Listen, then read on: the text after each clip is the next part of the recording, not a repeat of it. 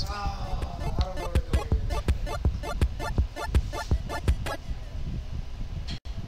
Okay, so if you again look at the image here. Where'd you go? There it is.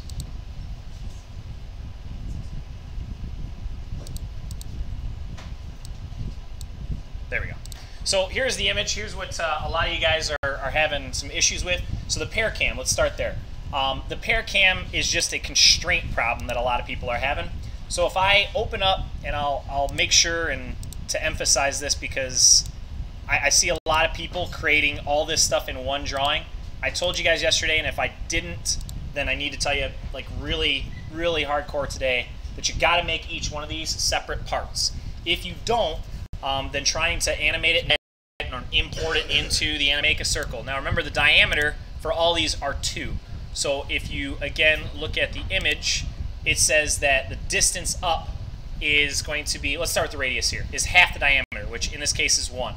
A lot of you guys, if you look at the actual thing, it's in millimeters right now, that's not going to help me. So I need to make sure, I'll come down here, delete that. I'm going to make sure that I'm in inches.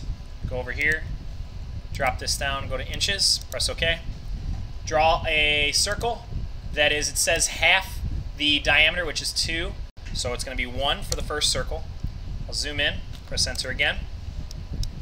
Then I'm going to draw a line up from the center of that. It says, again, half the diameter, which is 2. So this was 1, again.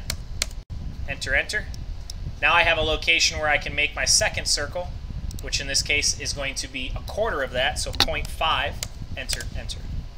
Now, a lot of you guys are just drawing lines randomly like here, and it touches here, and it looks fine, right? Well, the problem with that is when you look really close, you're going to have this little bump here. That little bump, sorry, this little bump here is going to cause a lot of problems when you guys do your animation stuff. So what I'm going to tell you is you can draw lines at first, anywhere you want in, to make it look close. Then on yours, it's going to be over here on the left-hand side. On mine, it's up here because I use the UI stuff. If you look up on the left-hand or on the right-hand side, you're going to see all of these tangents and all this stuff over here.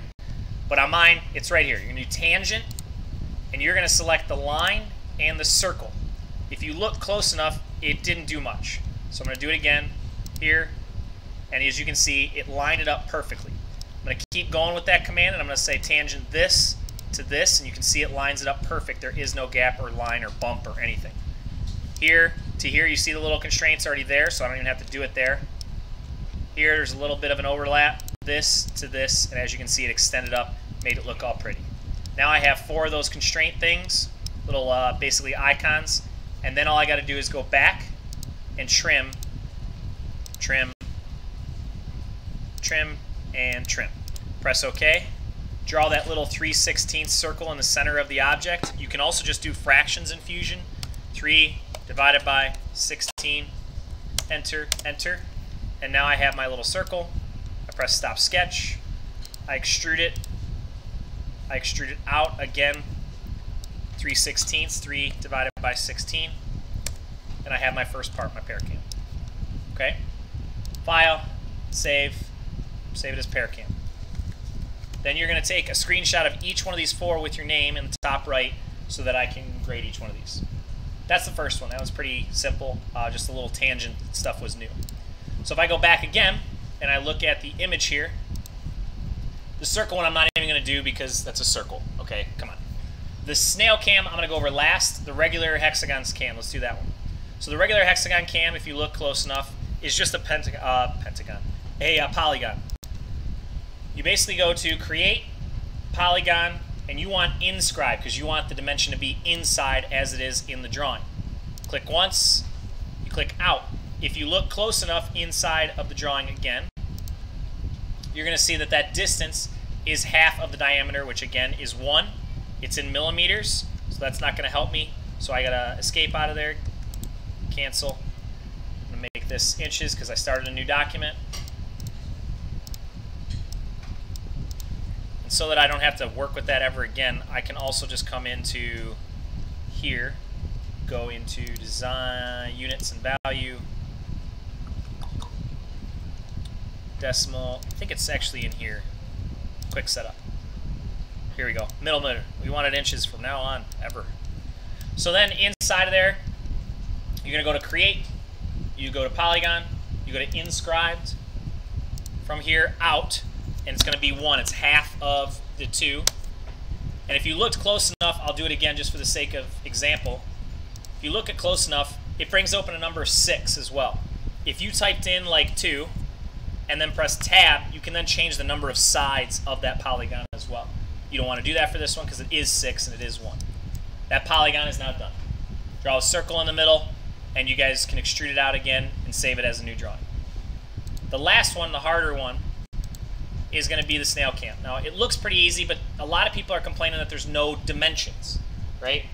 Well, there are, but just not a lot that you want. Let's put it that way. So we're going to go out and draw straight up, and it says 1/4 of the diameter, which again is 0.5, because it's 1/4 of the 2. And then I'm going to draw another line up from the center. You can do an overlap, it's okay. That says half the diameter, which is 1. I press enter. I'm going to draw 2 circles that are identical to each of those points that I just made. Then you got to kind of figure out what this arc is here to connect these pieces. This is a little bit of just play. You go to arc, 3-point arc from, let's say, what do we want? Let's say from this point to, no, let's say this. Let's go 3-point arc from here, and we want it to go all the way to down here. Now the third point is going to be somewhere right about here in the center of that object. You click, you press OK, and now you're going to see where that object starts coming into play. You can trim this outside here, and you've already created, boom, delete that. You now have your snail cam inside of one system. Now I can just go into the center of that, draw a circle that I believe was 3/16 again, and then extrude it. Stop the sketch, extrude out 3/16, and I have my snail cam. Okay? Are there any questions on any of that? No? Okay. You guys have the video. It'll be up in a bit here, and then you guys will be able to watch it.